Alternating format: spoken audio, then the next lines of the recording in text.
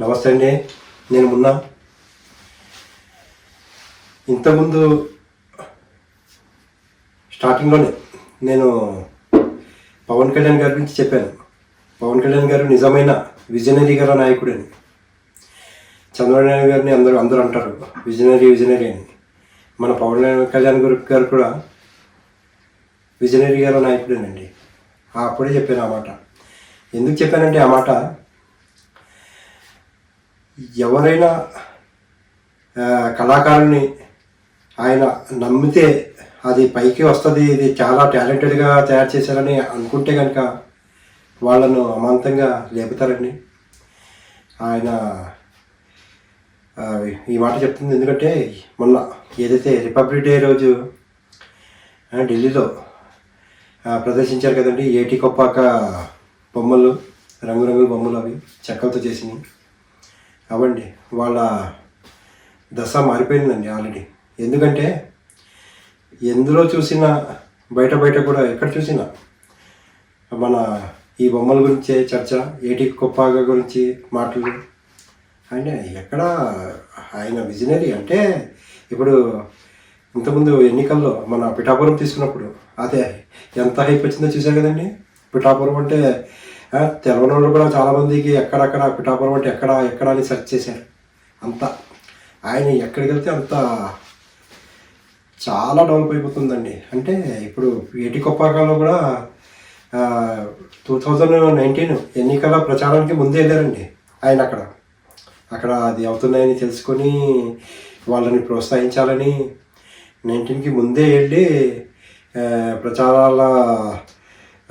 ఏదైతే ఎన్నికల ప్రచారానికి వెళ్ళినప్పుడు వాళ్ళకి చెప్పారంట, మాట ఇచ్చారు, దీన్ని ఒకరోజు చాలా పైకి ఎదుగుతారు, మీరు చాలా బాగా చేస్తున్నారు, కంపల్సరీ చాలా పెద్ద పేరు వస్తుంది ఈ ఊరికి కానీ మీకు కానీ అని చెప్పారు. ఆ మాట ఈరోజు నిజమైంది. అంటే ఇందులో ఎలా ఉంటుందంటే అండి, ప్రచారానికి వచ్చినప్పుడు హామీలు ఇవ్వటం నాయకుళ్ళు, మళ్ళీ తర్వాత మర్చిపోవటం, ఇవన్నీ కామన్ అండి. కానీ ఇచ్చి వెళ్ళాలండి అనుకున్నారేమో కానీ వాళ్ళు, కానీ ఆయన ఆ మాటకి కట్టుబడి ఎప్పుడైతే గెలిచారో, మాటికి ఢిల్లీ వెళ్ళినప్పుడు ఆ ఐటమ్ తీసుకెళ్ళటం ఇంతకుముందు చెప్పుకున్నాం. అలా వాళ్ళకి ఒక పేరు వచ్చేలాగా ఇప్పుడు ఢిల్లీలో ప్రదర్శించడానికి కూడా ఆయన దోహదపడి ఒక రేంజ్లో తీసుకొచ్చారండి దాన్ని. అంటే ఆయన విజనరీ అలా ఉంటుందండి. ఆయన ఏదైతే ఆలోచించారో అది కంపల్సరీ అవుతుంది. అది కూడా అధికారంలో రాగానే డిప్యూటీ సీఎంగా హామీ ఇచ్చారు. ఏది మన ఏటి కొప్పాక కొండపల్లి కళాకారులకు సాయం చేస్తామని.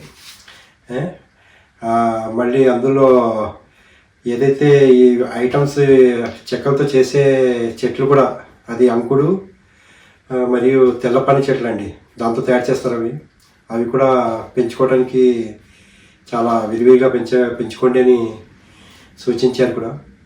అంటే అలాగా కళాకారులకి ఎట్టి పరిస్థితుల్లో ప్రోత్సహిస్తారండి ఎవరైనా. ఆయన ఈరోజు ఇలాగ వెళ్ళి ఇలా కళాకారుల్ని ప్రోత్సహిస్తున్నారు, ఓకే.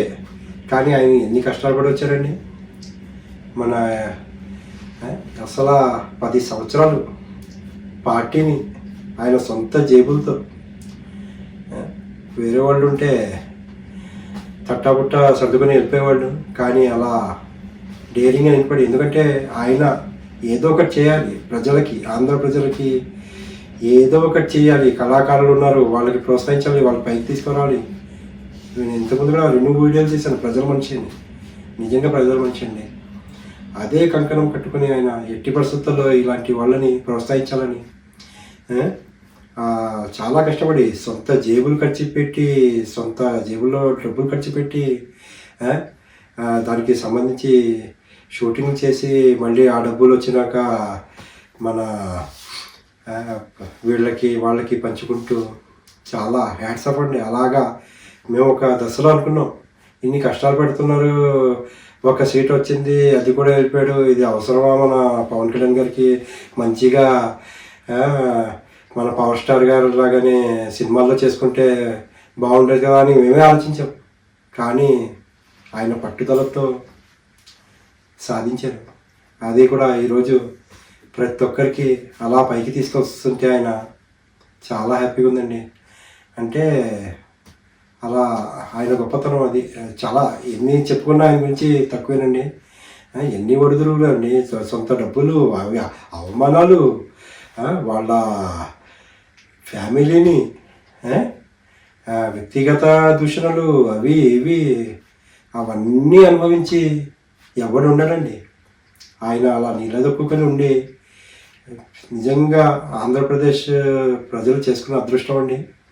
ఈ కళాకారులు అయితే చాలా లక్కీ ఫెలో అండి. ఎందుకంటే ఒక్కొక్కరిని అలా టాలెంట్ చూసుకుంటూ పైకి తీసుకురావటమే ఆయన పని.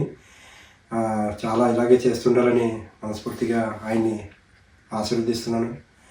ధన్యవాదాలండి. ఈ వీడియో చేద్దాం అనుకున్నాను. Thank you. ప్లీజ్ లైక్ చేయండి, సపోర్ట్ చేయండి, సబ్స్క్రైబ్ చేయండి. Thank you.